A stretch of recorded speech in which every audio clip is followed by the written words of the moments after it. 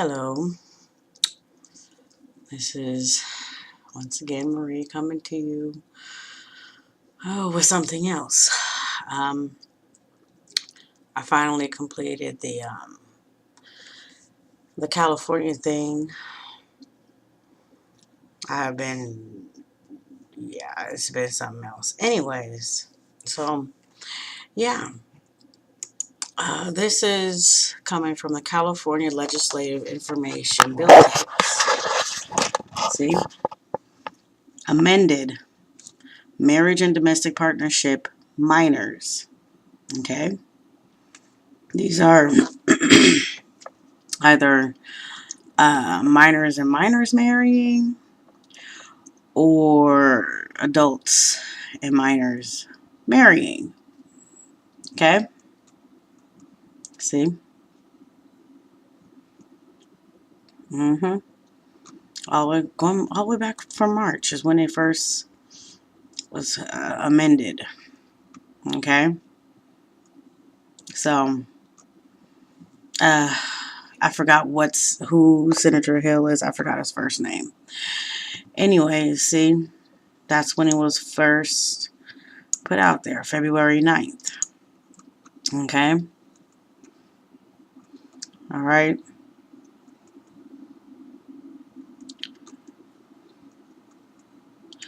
Now, I have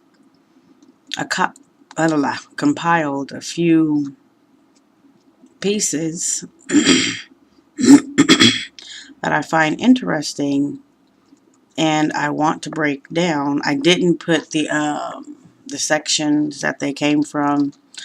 I forgot to do that, but it's coming from this area, the revised part that was amended. Okay, now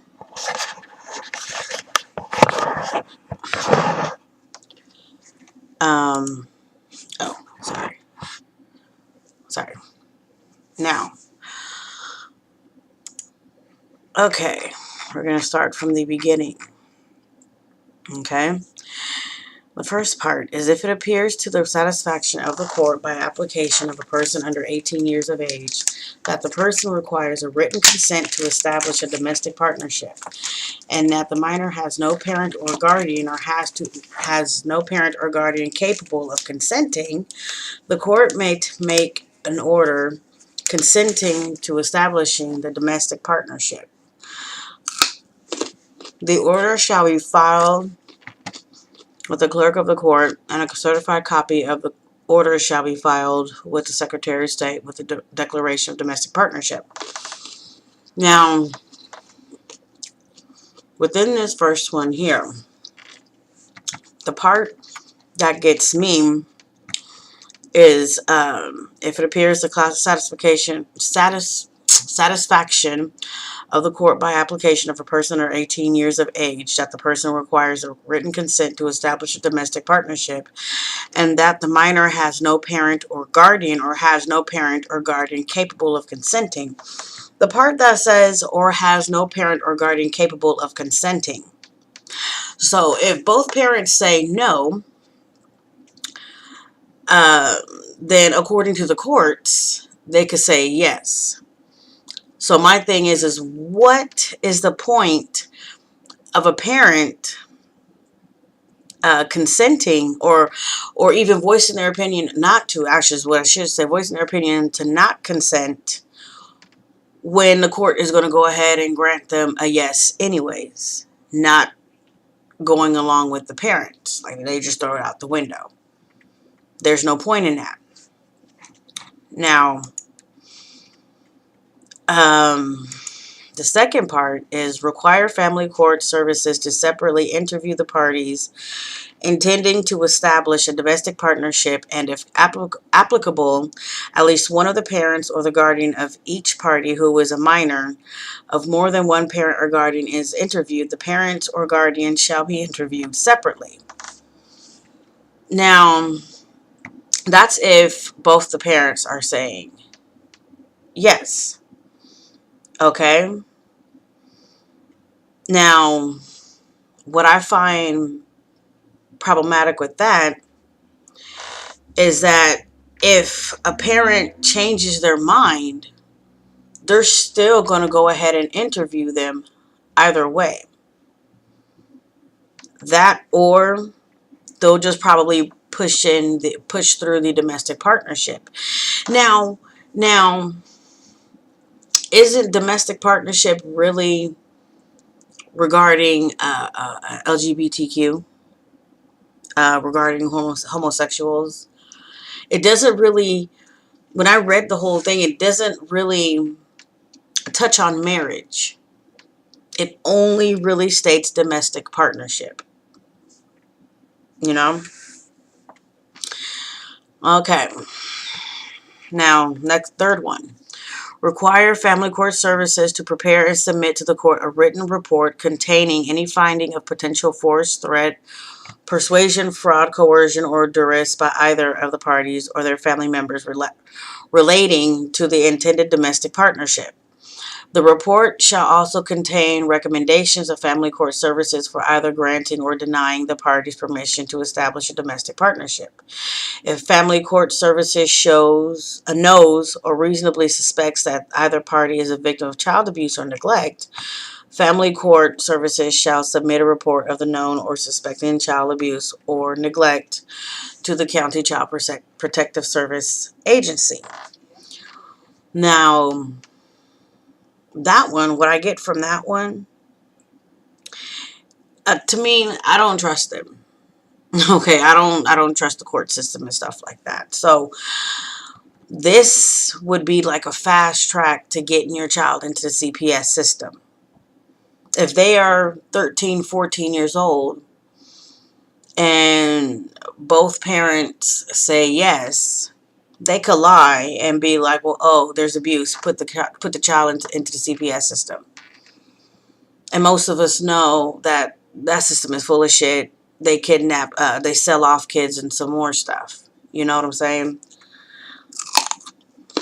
Now, if one parent says yes and the other says no, they could go back to the first one,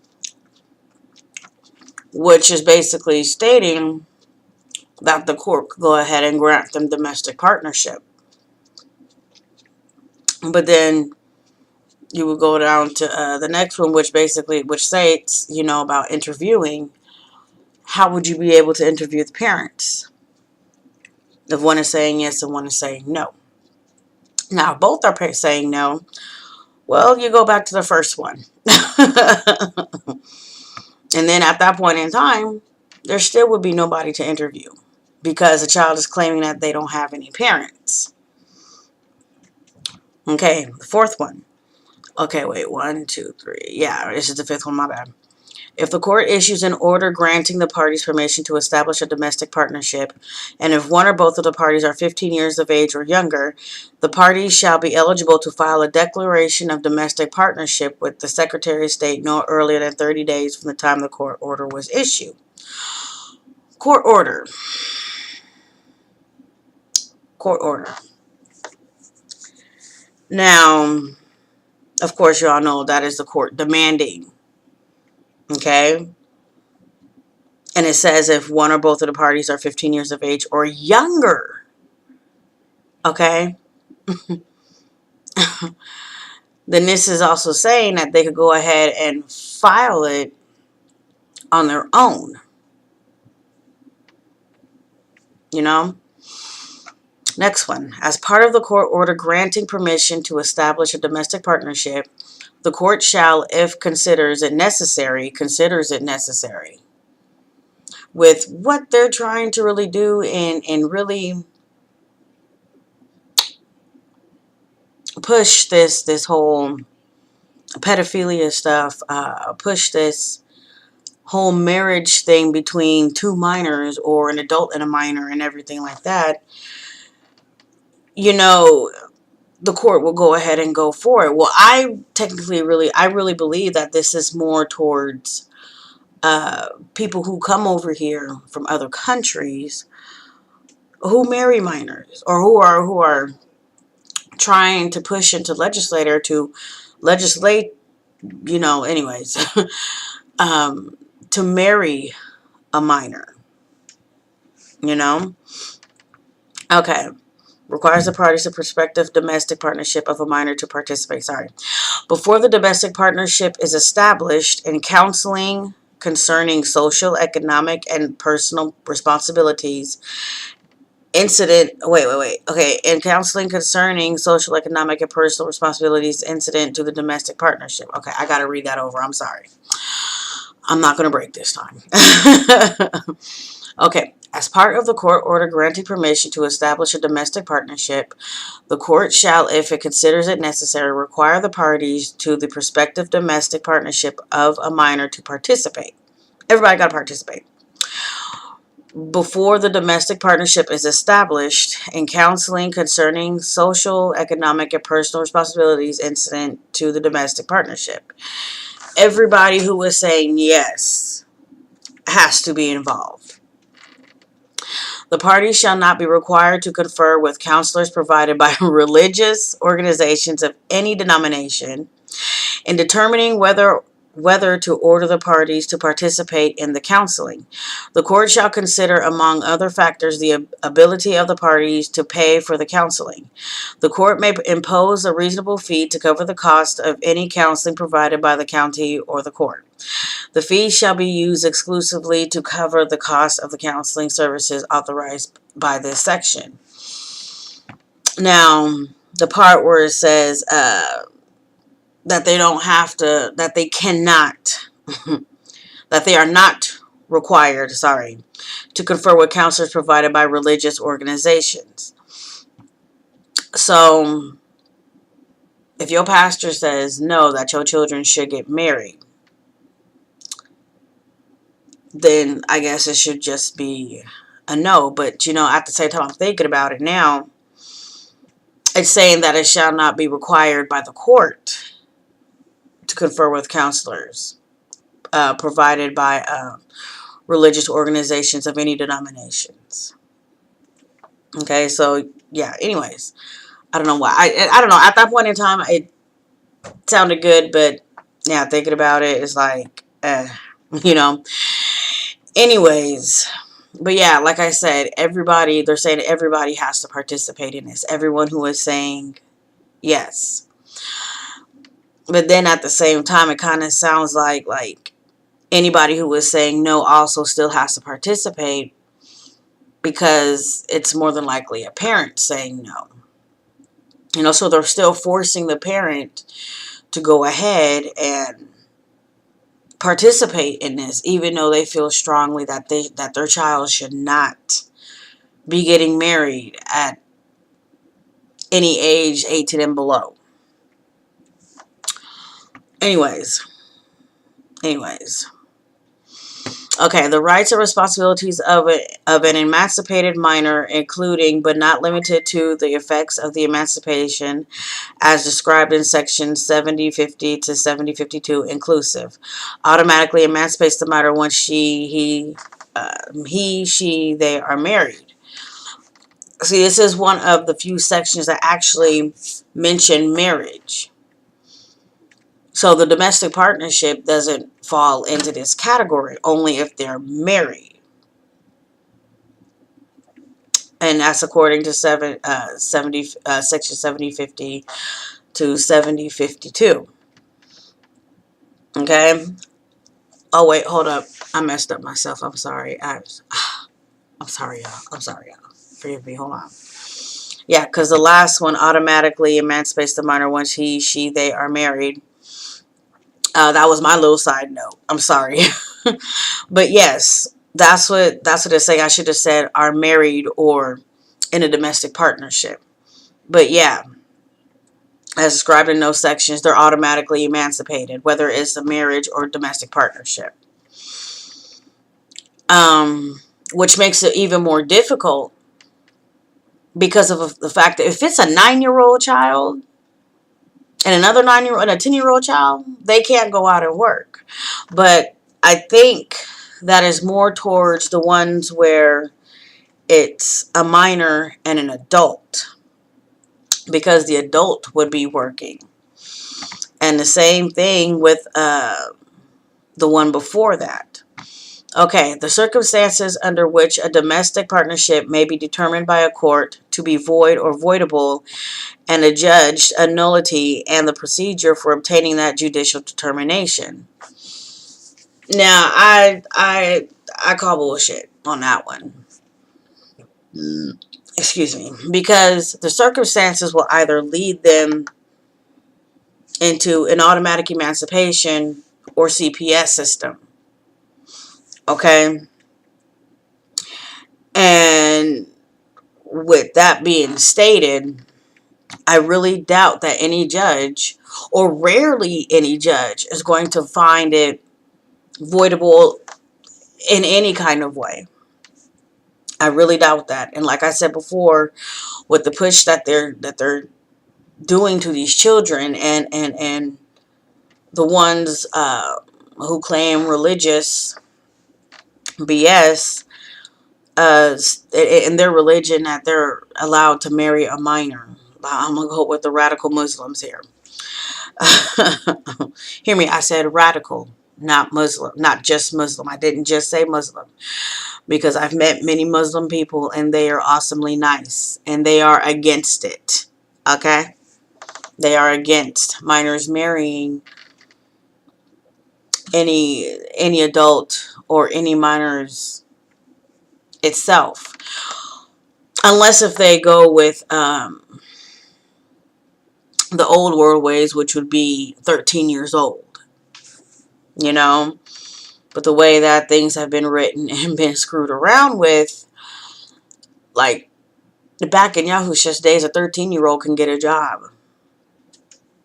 They don't really do that now. You would have to wait until you're what? Very few states, you wait until you're 14 to be a bad girl or a bad boy. 16 to be a bad boy or bad girl, I say bag. Okay, next one. The conditions under which an unemancipated minor may leave home and seek to remain in a shelter or otherwise live separately from his or her parent or guardian, and whether the consent or acquisition of a parent or guardian is required to remain away from the home of the parent or... Okay, I'm reading this. It's not sounding right to me. Let me start over. The conditions under which an unemancipated minor may leave home and seek to remain in a shelter or otherwise live separately from his or her parent or guardian, and whether the consent or acquisitions of a parent or guardian is required to remain away from the home of the parent or guardian. The rights of an unemancipated minor to apply for a protective or restraining order to prevent abuse, and the rights of a minor to enter into contracts, including contracts for legal services and mental health counseling. Now, my little side note says this gives easy access for the minor to purposefully run away during this time, especially if he or she doesn't agree with the parent's decision. That's what that does. That's what that section is basically saying. And the child could claim anything and all things just in order to be away up until everything goes through. And they could claim abuse. They could claim whatever the hell they want to as long as they are away. And you notice how they say may leave home and seek to remain in a shelter. Okay? Or otherwise live separately from his or her parent or guardian. Okay? So now if like the child is in sole custody of the father, and the father's against it, but the mother is for it, the child could run away to the mother. Okay? Or run away to a shelter. And they would have to stay there and put restraining orders against whatever party that says no. That's foul. That's just foul as hell, really. That is just foul. Okay. I'm almost done here. Now, it says the Secretary of State shall create a spreadsheet, and then it says document, whatever, basically in brackets. Updated annually, broken down by county, containing only the age, and it crossed out date of birth, age at the time the domestic partnership was established, and gender as documented on the court order described in section 297.1. And it also has in little bracket thingies, unless the court order does not include the gender of each party to a registered domestic partnership in which one or both of the parties were minors at the time the domestic partnership was established. Now, I don't give a shit about the age. I don't give a shit about the gender. You are a child. Okay? You are a child. What are you doing at 12 years old wanting to get married? And that's part of the psychological piece that these elite jack whores are pushing in these kids today. That, or the whole um, um, being promiscuous crap. Okay?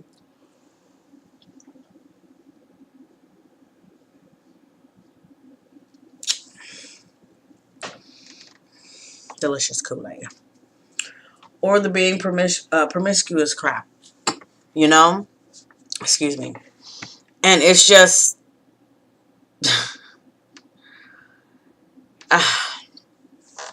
but I think that they put that with the gender and the date of birth crossed out date of birth, to deter people from really wanting to change their mind, But, it's an annual update. It's an annual update. And really, I don't know if that's supposed to be like it could play into the safety of the minor with the annual update if anything is uh, taken in another way, or it could be against to void it. Now the part that I don't understand that was taken out was the Secretary of State shall also track the registered domestic partnerships corresponding to the information on this in the spreadsheet.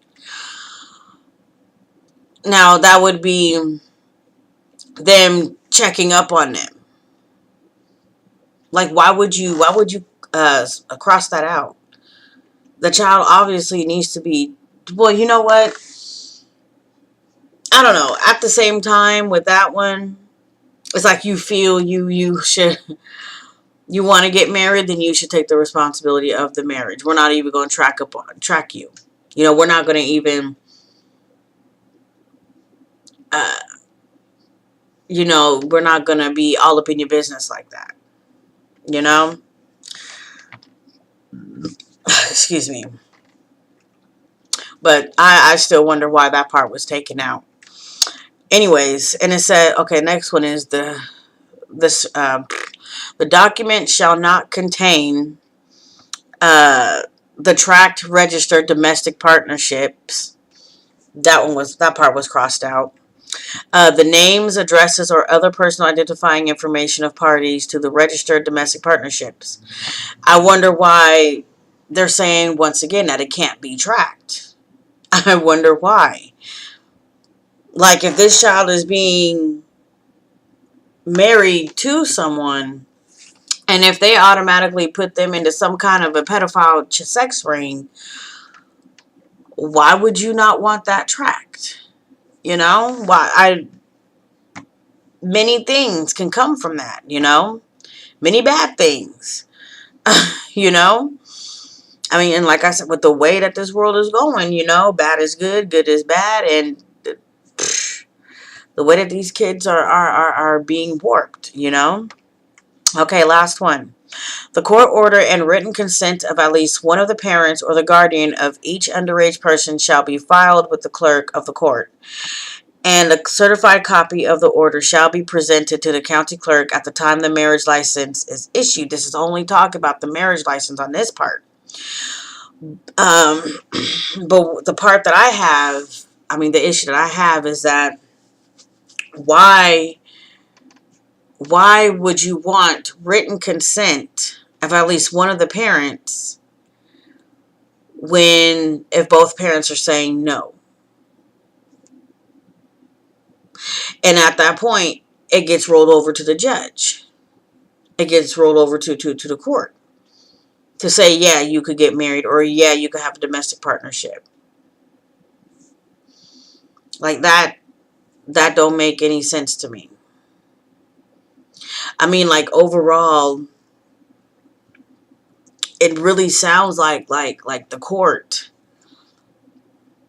is taking over being the parent of the child and letting them do whatever the fuck they want to do.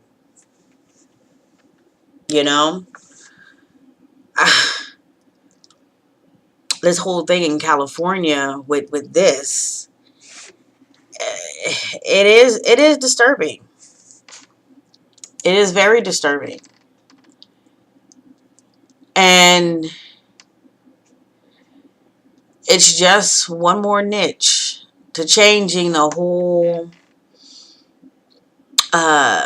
thing of marriage or even domestic partnerships. Like, I don't even care if they are two homosexual children. I still have an issue with that because I have a problem with, like, if you're 8 years old and you're telling me, Mom, and you're a boy, Mom, I want to be a girl. Talking about you want to dress up as a girl and everything every day. I'm going to wonder where my child is getting this mess from. I'm going to want to wonder. I honestly do not believe that children that young, I'll give it like 14 and below, that young, just out the blue, just say that they want to be the opposite sex, or they love the opposite sex, like in that way. I honestly don't believe it. Now, I could see if something is something traumatic has happened to them, and they feel that the opposite sex is not for them because of what happened to them. I could see that. That didn't happen with me. Yeah, I had something traumatic happen to me, but I still stayed with dudes. So, anyways, but yeah, it's just that is just really bothersome to me. That is really bothersome, and I don't get how any parent can be okay with that. How this crap as parents is being pushed, like, oh, just leave them alone. Oh, it's just kids these days. Nah. Something is going on, and that child or those children or whatever are being pushed in another direction. They're being pushed in another direction. I don't care if I get flack from this. I honestly fucking don't. If you've actually watched it all the way through to get to this point, I really honestly don't fucking care. I don't see any reason. In me, I was playing with boys' toys too. My favorite thing was Legos. But I'm just one of the few. And at the same time, the brainwashing, that's what I should have said. The brainwashing wasn't as bad. It's like now it's just being steadily pushed into overdrive. And this whole gender crap, I I swore sex was sexual intercourse, not male or female, and gender was male or female. At least that's what I grew up with. Like, what the hell? You know? Now, gender is a feeling. Gender is oh, I feel like being a girl. I mean, I feel like being a boy today, or I feel like I want to get I don't know. I don't know. I'm blank on that. But still, gender has become a feeling. And then what's crazy is I seen a gender chart, a gender chart that was, this was in Britain, that was put out to a classroom of children, or I think, I think it was like a bunch of fourth graders or something like that. And this chart was bizarre. They even had on there parts where you have like the little little man and a little female in a dress, and like one of them was like split in half, and then you had one of them where it's all female body and the head is masculine, or you have an all male body and just the leg, your left leg is feminine. So what kind of shit is this? I, I swear. I swear. You know? I Parents, y'all gotta watch what's happening with your kids. Especially with the agenda that is being pushed out with them. Especially that. Y'all really need to read the Homosexual Manifesto. That's if Google doesn't censor it. I have it on my laptop. I had it bookmarked. I needed to, because I wasn't letting it get away again. That you'll probably readily find it on the deep web, whichever one. But this California crap is going to spread. It's going to spread.